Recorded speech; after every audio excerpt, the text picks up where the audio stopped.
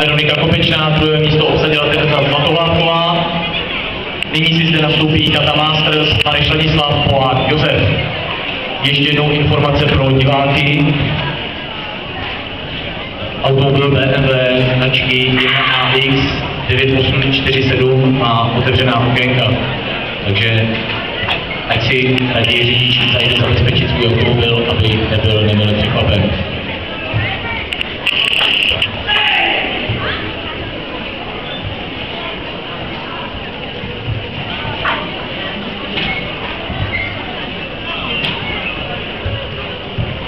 Pořadatelský tým, prosím, aby se pomalu scházel přísálí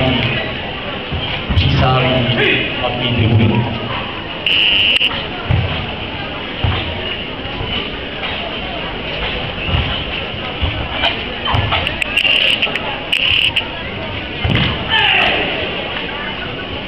A tam je číslo 4 se připraví tým Kata tým žáci 7 až 13 let, KK vodoškola, KK Písek, Sport Relax.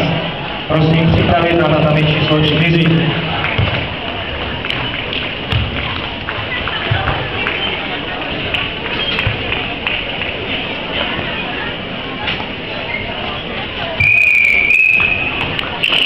Na tatami číslo 2 se vítězem kategorie Kata junioři stává Karel Imlíšek, druhé místo obsadil Jaroslav Hodina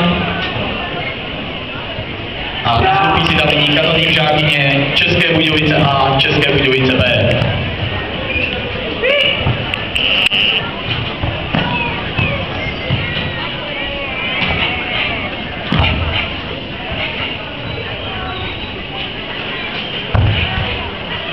Na tatami číslo 3 nyní probíhá finální souboj kategorie Kata Masters mezi závodníky Ladislavem Marišem a Josefem Polákem.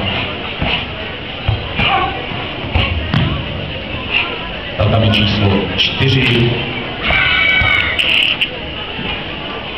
Jekaterina Michelson, Izrael, Veronika Mišková.